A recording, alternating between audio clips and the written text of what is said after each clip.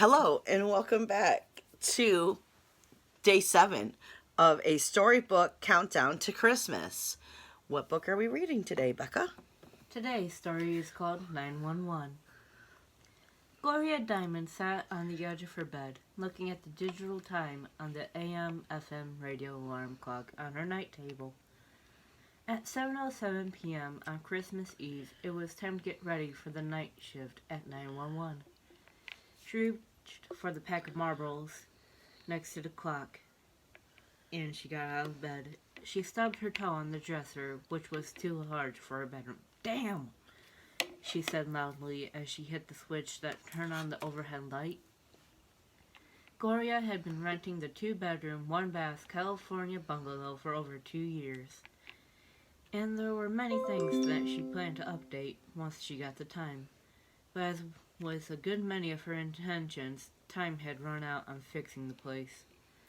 The bank informed her a week ago that they had taken it back as an REO, real estate owned, and she had 30 days to vacate. She hated the light in the bathroom. It was much too bright, but any wattage lower than 100 made it tough for her to put on her makeup. So every day she would walk into the bathroom and whisper the same words, "Got to do something about this light." Holding her dyed blonde hair back from her face, Gloria wondered what had happened to the homecoming queen as she examined the lines and dark circles around her eyes. Too many bad choices, she guessed, lighting a cigarette and taking a long drag. She performed the same routine every day, and she laughed, knowing it was her mother's bathroom habits she copied. Always look the face over and then promise yourself a better diet, less partying, and more exercise. Gloria had to smile, thinking of her mother and grandmother. They were a tag team, and when all three of them were together, Gloria never felt like there was enough room for her. Mom and Grandma caused such a scandal when Gloria was attending Catholic school in the Valley during the 60s. She took another drag on the cigarette, laughing out loud at the thought of her mother coming to church in white go-go boots and a miniskirt. Right alongside her mother was a grandma in her fake leopard coat and washed out blonde cotton candy hair. Most of the girls at school thought the two of them were the rage, but Gloria was always a bit embarrassed. Well, that was where she got her vanity, Mom and Grandma. As it turned out, all three of them had been married and divorced twice. Not a good thing. Nope, not a good thing at all. Gloria poured herself a cup of coffee and watched the blinking colored lights on a small artificial tree that was standing on top of the television. When Gloria was a little girl, she always promised herself that she would never become like Nanny and Gramps Kelly, who had always had small trees sitting on top of their television. She would stay overnight and they would never put up the lights because it would interfere with Grandpa watching TV. Now, here she was with the same setup. Gloria left the light on in the living room as she walked out the front door, running 10 minutes late as usual. She got into her tank of a car parked on the street in front of the house, hoping it would start. After a quick prayer, she turned her key and the engine turned over on the first try. Gloria knew she talked to God only when she needed or wanted something for herself, and she felt a sudden tinge of shame. The small houses on her tiny cul-de-sac had all been decorated with some form of exterior lights, except, of course, her house, but she critiqued the houses harshly as she drove down the street, wondering why most had bothered to decorate at all. It was business as usual when she arrived at her faceless cubicle, which was void of any single personality due to 24-hour shifts and multiple occupants. She dropped her purse and got herself a cup of coffee. It was one stressful job, but pretending that it was all just a reality-based television show helped her cope. Heck, no one had better denial skills than Gloria. That was how she was able to let her first husband take her son and move to Texas without the tiniest fight from her. Her excuse was that he was better off, which was probably the truth. Still, it had helped her sleep easier during the past 10 years. Denial was why she thought she'd lasted so long at 911. The first couple of calls were standard, but then the night began to come alive. 911, what's the nature of your emergency? She said. I'm looking for my brother, came the slurred voice of a man who had to be under the influence of alcohol or drugs. This is 911, sir. I just got out and I need to talk to my brother. Can you help me find him? I am sorry, sir, but this is 911. Have you tried directory assistance? Of course I did. This time his voice was raised. He was quickly becoming incensed. But the government has hidden him from me. You have to help me. I know 911 is government controlled. You lousy... Jesus. World was worse every day, Gloria thought, as she took a quick sip of coffee and answered the next call. A woman was sobbing on the line, and Gloria tried to help calm her down in order to help her. Miss, please, can you take a breath? After several minutes, she was able to get the caller to calm down enough to tell her what happened. My boyfriend beat me up and threw me out of the apartment. I think he broke my nose. Gloria began to extract standard information from her as the woman interjected several details. I'm at the phone by the 7-Eleven on Oxnard. It's next door to where I live. Are you safe at the moment? Gloria asked. All this happened because I burnt the chicken. Again, the woman started to cry hysterically, and then suddenly she started to scream. It sounded like someone was beating her up. That night had gotten off to a horrible start, and Gloria could not detach herself from the people who needed her help. She was able to send a squad car out to the woman whose boyfriend had beaten her, but not before he had hurt her severely. The next call was from a hysterical child whose father had shorted out a light socket and set their Christmas tree on fire while hanging lights at the last minute. Gloria sat in the break room, wanting a cigarette and drinking coffee, not feeling her usual self. If she had been disappointed with past Christmases, they were nothing compared to how she felt tonight. Everything was affecting her in a very personal way. She rested her head on the back of the chair with her feet stretched out in front of her. A co-worker walked into the break room and said, "Merry Christmas," as she put coins into the vending machine that offered soda pop in cans. Not wanting to talk, Gloria kept her eyes closed and tried to remember when she began avoiding Christmas in any meaningful or spiritual way. Thoughts of the 4th grade and the Christmas mailbox she was in charge of making for her class, as well as the Christmas card exchange, made her smile. She never thought she would miss Catholic school when she was a student, but now she felt nostalgic for the celebrations, especially Christmas. Remembering that particular Christmas helped ease the anxiety that had accompanied her to the break room just a few minutes earlier. Sister Elizabeth had given her the task of making the Christmas mailbox, and Gloria made 3 different versions before she was able to settle on the one she took to school. It was the first Christmas that Gloria had not believed in Santa Claus. With Santa out of the picture, she found herself paying more attention to the birth of Christ and the origin of the season. Strange. In retrospect, she could see that time as a very important transition in her young life. Back then, everything about God made sense to her. Gloria began listening to hymns rather than carols.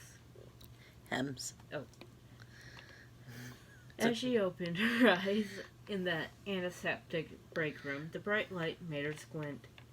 She checked her watch. It was time to get back to the switchboard. The cubicle was as Gloria had left it, staring at the bright red lights that needed answering. She put the headset back on. "Please, Lord, help me with these calls," Gloria prayed silently as she answered the first call. 911, what's the nature of your emergency? A weeping man was on the other end of the telephone, and Gloria tried to get him to speak to her. After several minutes, the man revealed to her that he had a gun pointed at his head and just needed to say something to someone before he pulled the trigger. Gloria's heart seemed to leap out of her chest, but she got the man to speak. Nothing mattered her more than the red light on the board. If she could just think of the red light and not the men, she would be able to address the problem in a professional manner. But she could not because he was not a red light. He was a man, a desperate man. She immediately dispatched the police to go to his address. She felt she was babbling. She heard herself say something about everyone being connected to each other. I must have lost my mind, Gloria thought to herself as she continued talking about how important it was to her for him not to end his life tonight. The sound of his cynical laugh brought her out of the trance-like state, and she tried desperately to convince him to put the gun down and open the door for police. Looking up, she realized her supervisor was standing behind her with another coworker, and Gloria thought she was finished for the day for the way she was handling the call. Okay, came the voice from the other end of the telephone line. After several seconds, Gloria realized the man had put the gun down and opened the door for the police. One of the officers informed her that everything was okay. She put the headset down around her neck and looked apprehensively at her boss. He's okay, she uttered, afraid he was going to fire her on the spot. Good job, take a breather and then come on back, was all he said. She sighed with relief. The night moved quickly, and the intensity of the troubles subsided. Gloria thought of Christmas. She missed so many things about the holiday that she had not allowed time for herself to think about in quite some time. Midnight Mass with Mom and Grandma. The school plays with everyone wanting to play Mary and Joseph, but always having to be shepherds or people at the end. And all the people who had been in her life who were now gone from her thoughts until tonight. The red light flashed, and Gloria answered. 911, what's the nature of your emergency? I think something happened to Santa Claus, said a squeaky voice on the other end of the line. Her initial instinct was to think of it as a prank, but something in the voice made her pursue the call further. What? She inquired. I think something bad happened to Santa. Gloria realized that the child was upset, and it was not a prank telephone call from some kids messing around. Why do you say that? The child was crying, but then seemed to regroup and try to speak more clearly. Gloria realized it was a young girl. She guessed around 7, 8. I was driving with my friend's mother tonight, and we saw some guys beating up on Santa, but my friend's mother said it was just a store Santa, not the real one, but I don't think so. More tears. After waiting several seconds, Gloria asked the only thing she could think of. How do you know it was not just a store Santa, which is just as bad? She added quickly, because he never came to our Because he never came to our apartment, and my little sister and brother are going to be sad. Looking down at her watch, Gloria realized it was 5 o'clock in the morning, and that Santa was probably not coming to the little girl's house. Is your mom at home? She's sleeping, the young girl said through sniffles. Gloria sat for a moment, speechless, and then asked, What did your mom say about Santa? She heard her wiping her nose before answering. Not to count on him. He's just like our father. That was it. Tears began running down Gloria's face as she copied down the little girl's address from the computer screen. Do me a favor. Go back to sleep. And keep your brother and sister asleep with you, because I just saw Santa fly over my building, and you know he cannot stop while children are awake. Will you do that for me? Silence. Will you do that for me, honey? Okay, came the reply, and then the sound of a telephone being put back on the receiver.